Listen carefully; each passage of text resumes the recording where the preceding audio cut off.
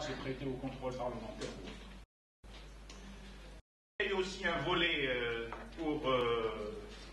social dans le cadre de l'accord de coopération de 1976 entre le Maroc et l'Union européenne, mais il faut dire que ce volet social, en dépit du fait qu'il était très mince, n'a pas pu être réalisé pour la simple raison que, d'une part, il a été signé en 1976 à un moment où tous les pays pratiquement fermaient leurs frontières. Et en second lieu, l'élément le plus important, pour des raisons institutionnelles, politiques, à savoir que l'Union, enfin la communauté européenne en tant que telle, ces questions sociales et questions d'immigration ne sont pas considérées comme des questions communautaires. Ils sont du ressort de chaque État, pris séparément. Et donc, lorsque la Commission européenne veut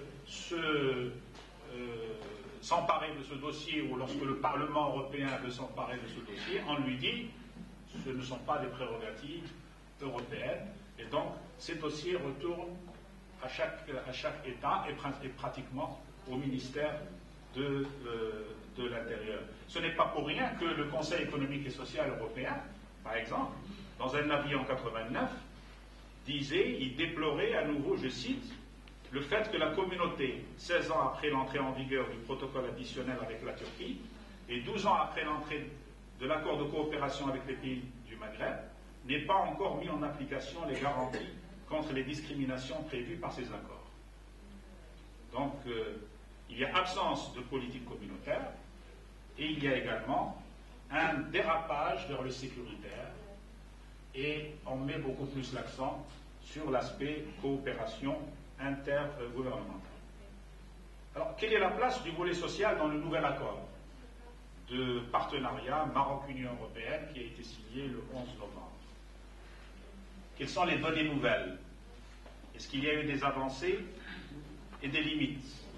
Et quels sont les changements de fond que l'on peut opérer avec l'accord de 1976?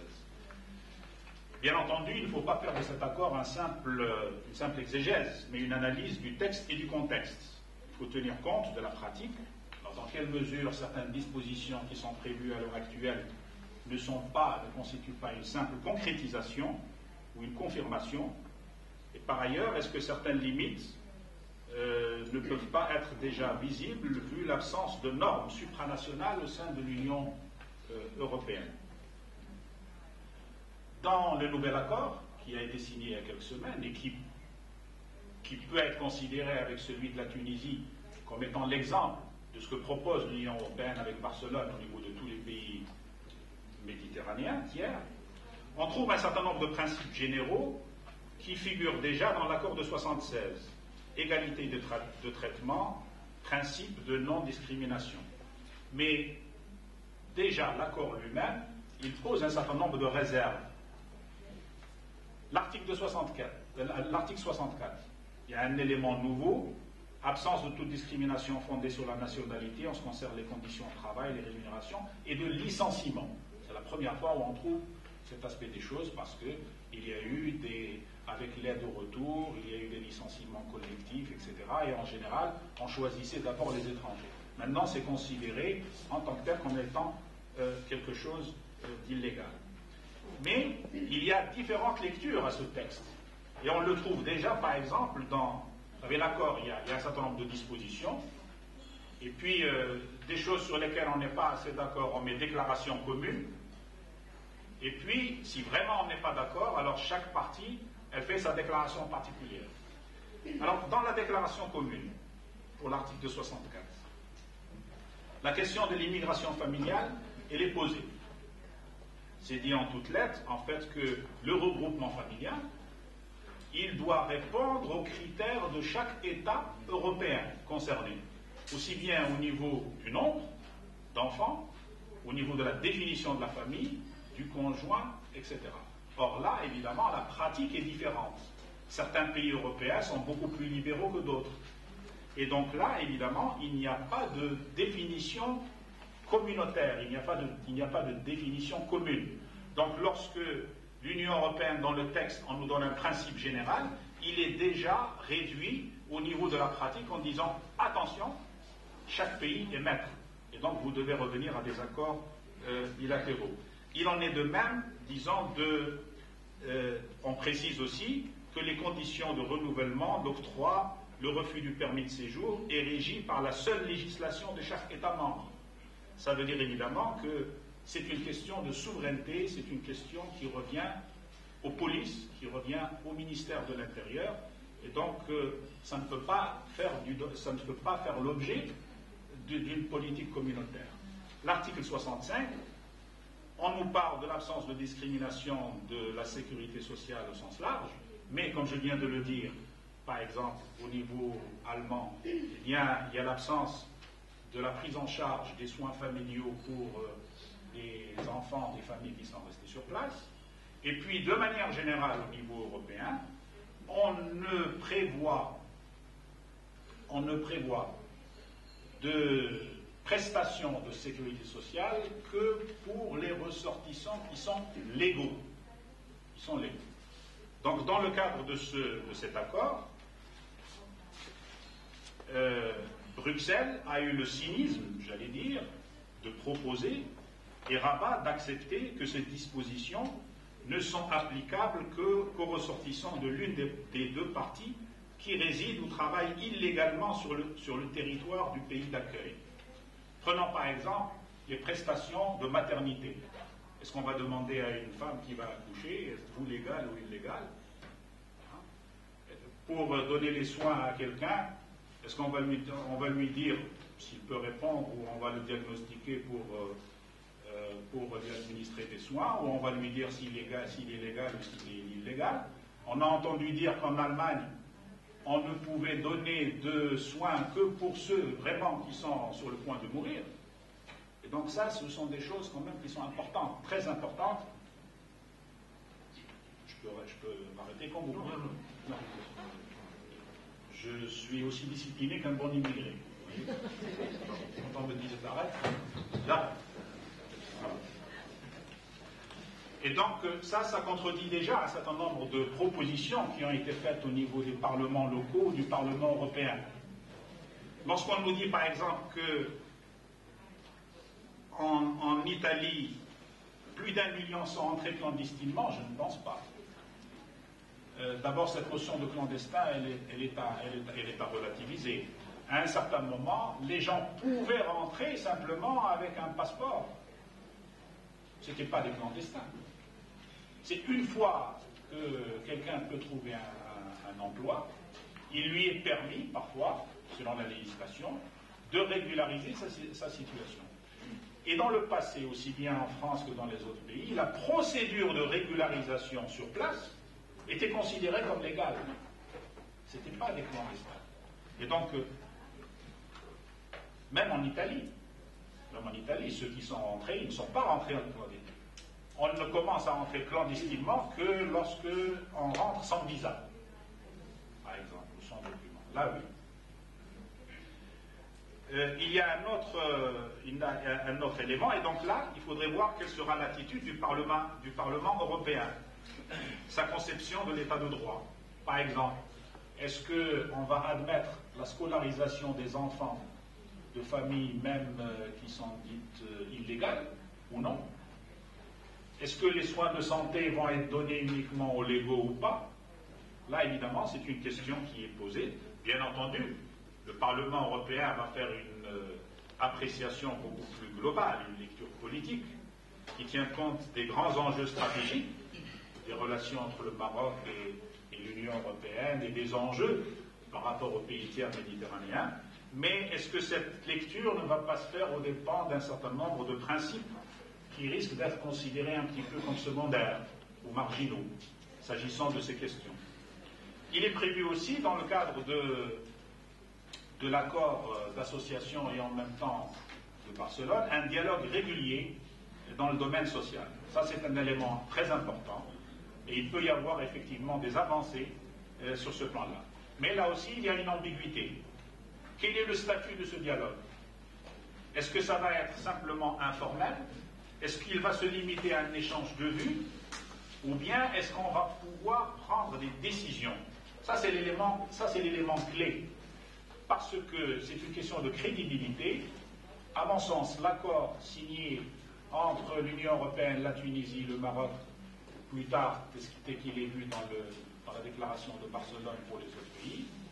Il ne peut y avoir un véritable dialogue social que si l'Union européenne en tant que telle a des prérogatives communautaires dans ce domaine.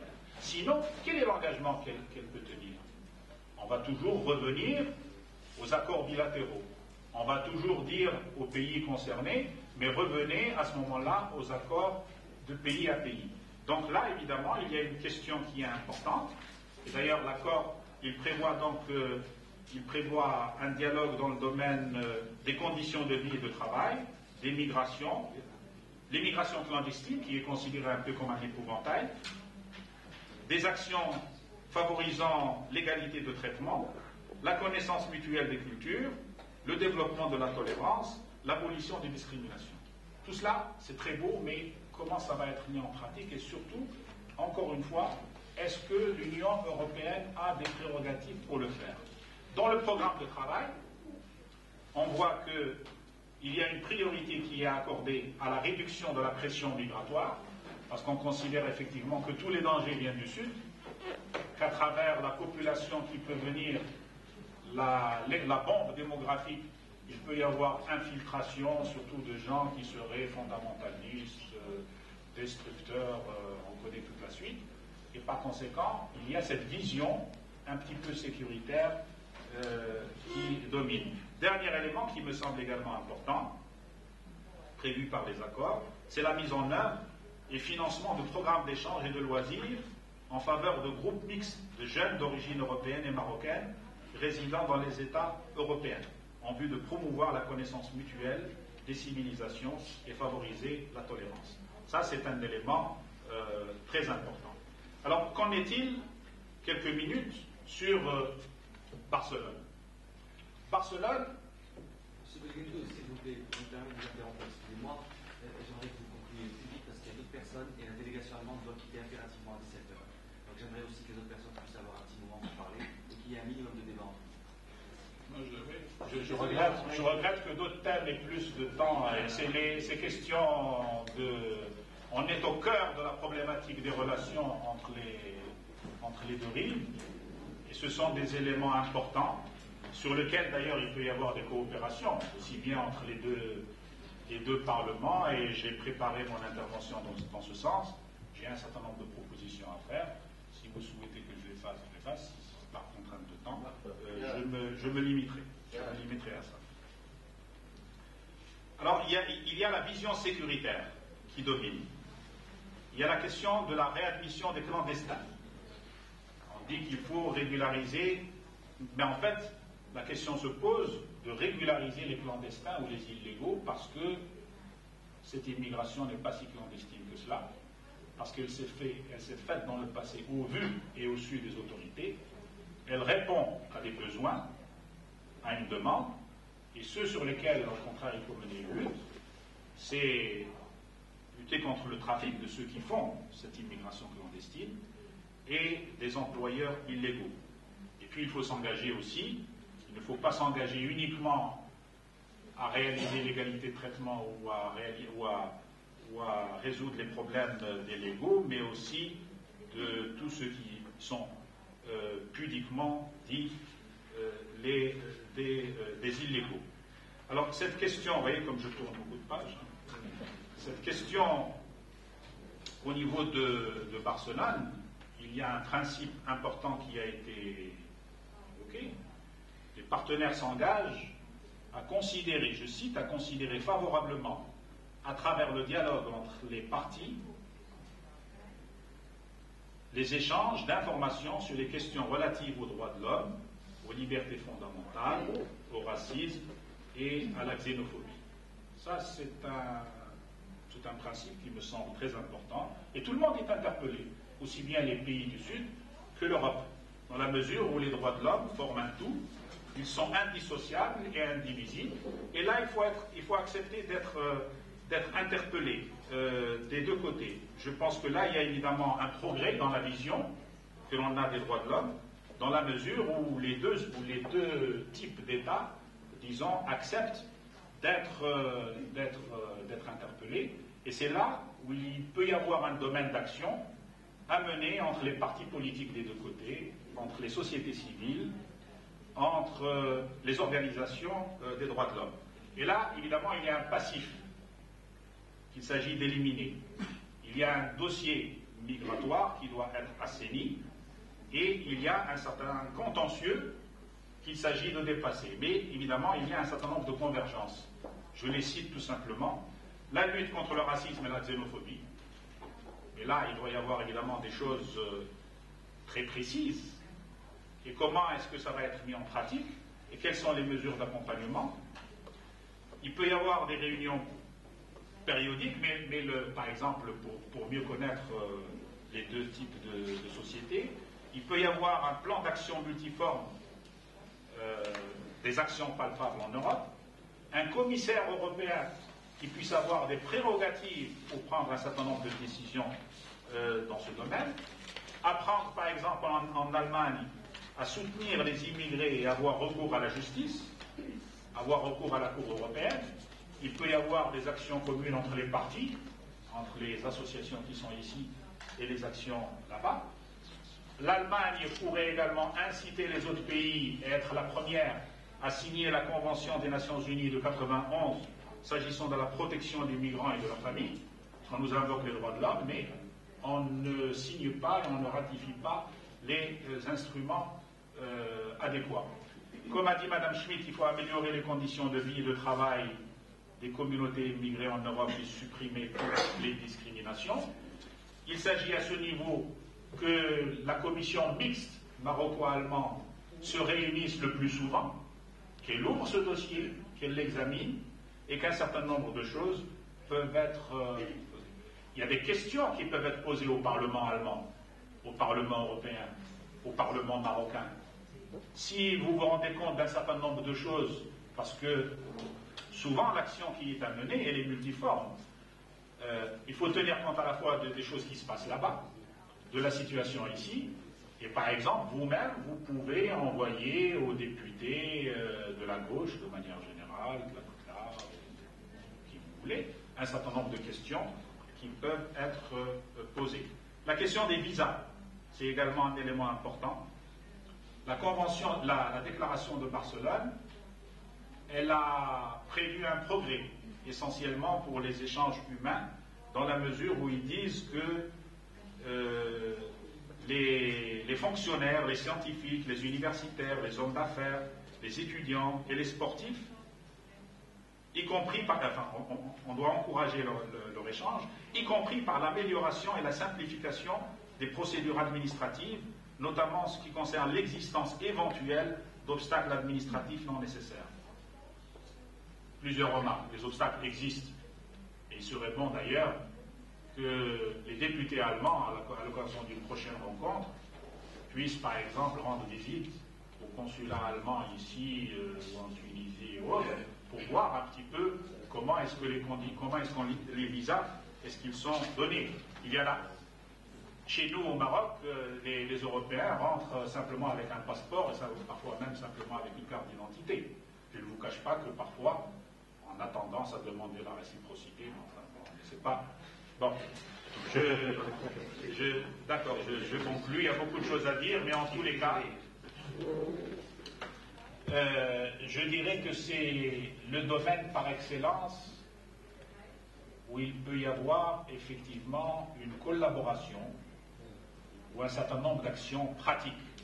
Parce que lorsqu'on parle de coopération euro-méditerranéenne, il y a déjà cette présence méditerranéenne dans les pays européens. Comme il faut voir aussi la situation des communautés européennes dans les pays du sud de la Méditerranée. Et je pense que c'est un dossier qui mériterait d'être ouvert tout seul, parce qu'il est à la croisée de beaucoup d'autres dossiers et qui peut permettre une collaboration en matière de droits de l'homme, en matière de protection de l'identité culturelle, en matière des conditions de vie et de travail, en matière d'association, en matière de participation politique. Vous savez par exemple On avait auparavant 5 députés de l'immigration qui étaient au sein du Parlement. Malheureusement, ça a disparu. On avait également un ministère, mais maintenant c'est devenu un sous-secrétariat d'État. Mais cette question, à mon avis, elle pourrait faire l'objet à tour de rôle de réunions périodiques ici et en Allemagne. Et en tous les cas, j'espère que pour les prochaines rencontres, ces questions humaines, comme celle de la femme aussi, la dernière fois, elles pourraient être placées, j'allais dire, en tête des priorités parce qu'il y a beaucoup de choses à faire. Malheureusement, ici au Maroc, on considère les émigrés comme des absents. Ils sont là-bas. On ne les prend en compte que lorsqu'ils sont ici en été à l'occasion des vacances ou bien pour envoyer plus de devises. Et aussi là-bas, de l'autre côté, en Europe, on ne les considère que comme un élément de nuisance dans le cadre d'une vision sécuritaire.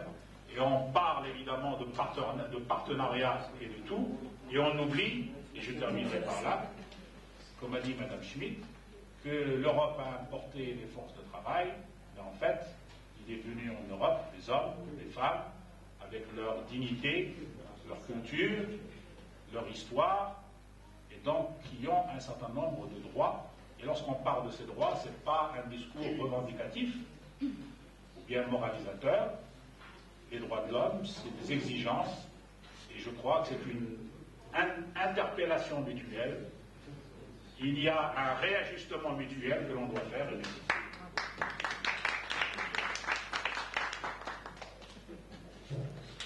Herr Belgendus, besten Dank.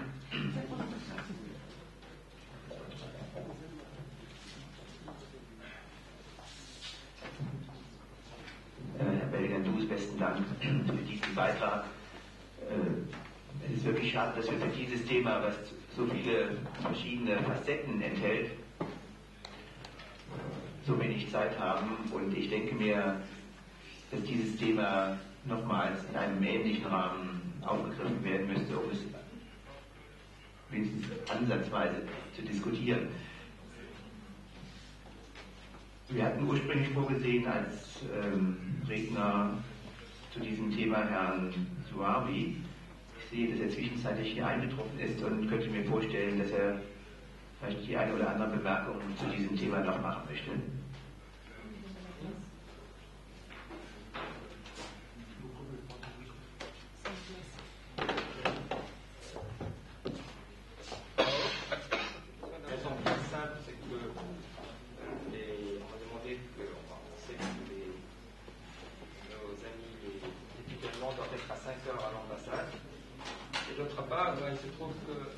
J'ai remis un texte il y a une quinzaine de jours, je crois qu'ils avaient été remis à la banque. Donc cela va faciliter énormément les choses.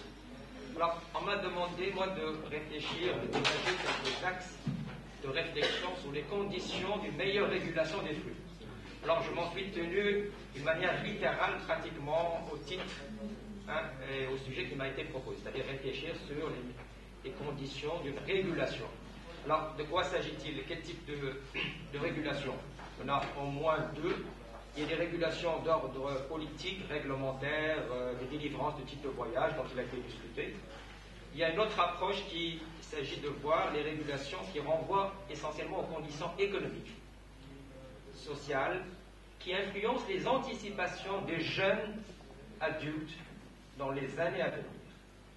Alors, moi, je m'en suis tenu strictement à cette deuxième interprétation. D'accord? Ce qui renvoie pratiquement, cela rejoint un petit peu dans le papier qui a été distribué par Madame juste à l'instant, c'est l'aspect, la dimension économique ici pour laquelle je traite. Donc c'est peut-être une précision utile pour bien délimiter le sujet. Alors, qu'est-ce qui intéresse quand on parle de conditions de régulation des flux? Qu'est-ce qui intéresse les Européens, et nous-mêmes aussi, quand je dis Européens, c'est, pour pouvoir répondre, il nous faut absolument discuter sur, ou au moins estimer évaluer cette importance numérique de ces jeunes adultes. Pas uniquement dans l'immédiat, dans les 2, 3, 4 années à venir, mais aussi en moyen terme et à long terme. Alors, ce qui nous intéresse donc, c'est de voir cette importance numérique de ces jeunes adultes, parce que généralement, ce sont ceux qui se portent porteurs ou candidats à l'immigration. D'autre part, de considérer leurs conditions sociales et leur anticipation. C'est ça qui nous intéresse. D'où l'introduction de la notion, de la dimension démographique. C'est évident que quand on introduit la notion de cette dimension démographique, cela nous renvoie à au moins, si on prend l'hypothèse, si on entame une procédure, enfin je veux dire un type d'action maintenant, au moins dans les 15-20 années à venir, où elles commenceront à montrer ses résultats. Une action actuellement sur la natalité n'a de résultats sur ces jeunes qui se portent demandeurs d'asile, demandeurs d'immigration, que dans raisonnablement à partir de 2010. Bon, cela peut ne pas intéresser un certain nombre de gens qui réfléchissent dans le long terme, mais cela effectivement, on imagine si on avait pris un certain nombre de décisions plus actives au niveau, sur le plan de la politique démographique dans les années 60, même dans les années 70, on aurait certainement en ce moment moins de problèmes. Donc il n'est jamais trop tard, quand il s'agit de conditions, de contexte démographique, de prendre les devants à ce niveau. Alors, il y a un parallèle intéressant à relever, c'est que finalement, ces flux migratoires ont toujours, historiquement, correspondu à des pics au niveau des taux de croissance démographique.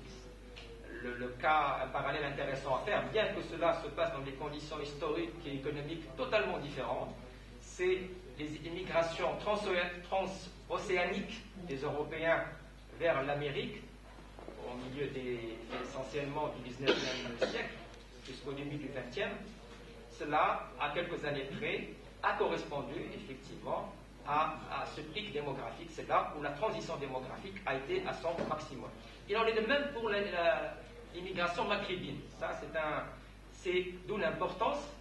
Donc, le pic de taux de croissance démographique du Maghreb a été le maximum des années 60 et début des années 70. Et ce n'est pas par hasard que l'immigration a été la plus forte à ce moment-là. En dehors des autres conditions, effectivement, d'appel de la main-d'œuvre dont avait besoin l'Europe à cette époque-là. Alors, il était aussi, juste à titre, je renvoie au tableau par exemple numéro 5, pour montrer que si on pouvait faire une comparaison, un parallèle entre les flux migratoires qu'ont eu les Européens. Je prends un seul exemple, celui de l'Allemagne, qui intéresse nos amis ici.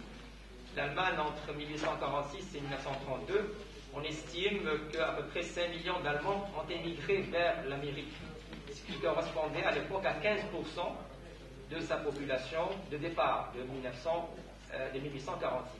Le Maroc, quand on s'amuse à faire un parallèle de ce genre avec les estimations que nous avons, qui sont assez bonnes, finalement, on se rend compte que par rapport à la population de 1960, le flux migratoire, les gens qui sont partis pendant toute cette période, 1960 à 1994, il correspond à 10%.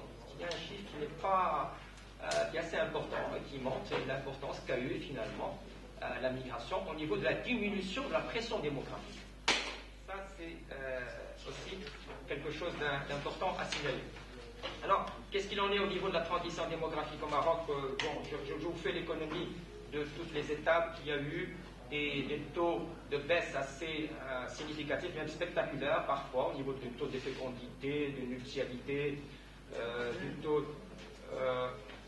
la leçon qu'on retient, c'est que finalement, il y a matière à faire ici. Si on veut agir sur ces conditions, il y a matière à faire, parce que au cours de ces 20 dernières années, on s'est aperçu que la politique familiale a été d'une efficacité, a eu un impact extrêmement significatif et important, mais on se rend compte en même temps qu'il y a une demande considérable et latente en matière de planification familiale, essentiellement en matière de politique contraceptive, essentiellement dans le monde rural. Les enquêtes montrent toujours qu'il y a un décalage entre les besoins de se couvrir, des femmes, et entre les moyens. C'est un problème essentiellement matériel et d'organisation. Alors cela envoie un message et une indication très claire pour les Européens, pour l'Union européenne, dans son orientation de la politique d'aide. Je ne veux pas dire que là, chacun a ses problèmes budgétaires, il ne s'agit pas de l'augmenter, mais peut-être qu'il faudrait donner un peu plus d'importance à ce type d'aide, parce que je suis persuadé qu'une unité monétaire, un écu, investi dans ce genre d'aide, a des répercussions extrêmement intéressantes, et cela non seulement pour les Européens, pour se protéger de ce flux, soi-disant, enfin, ce mastif qu'ils craignent, mais même pour les Marocains, parce que nous, ça diminue la pression démographique à tout point de vue, ça a ses répercussions sur l'ensemble des secteurs de l'économie et du social. Alors, je vais prendre un seul exemple, celui de l'enseignement, par exemple. Bon, voilà un des premiers enseignements, si vous voulez, qu'on peut tirer de la chose. Alors, tout à l'heure, quand je voulais dire qu'il faut d'abord évaluer le nombre de personnes de cet effectif potentiel à immigrer, parce que finalement, toutes les enquêtes révèlent que c'est les jeunes qui sont désireux de... Alors, dans les projections pour les années à venir, pour être très, très, très bref, malgré la baisse constatée de l'ensemble des indicateurs démographiques, et là, je veux dire que même au niveau des projections démographiques du Maroc, on sait que plus ou moins au début du siècle, le Maroc, la croissance démographique sera autour de 1,4, 1,3, ce qui est déjà considérable, je veux dire, extrêmement important par rapport aux chiffres enregistrés dans les années 60-70.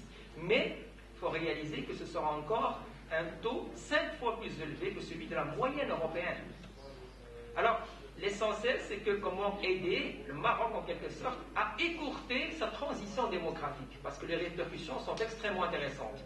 À tout point, non seulement pour eux, mais également pour nous. Je dirais même plus pour nous que pour eux.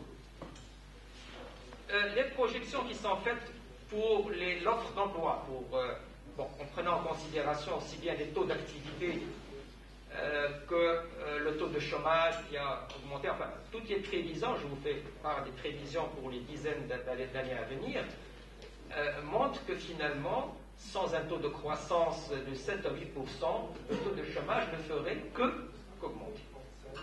Ça, c'est une donnée indéniable. L'ensemble des études le confirment.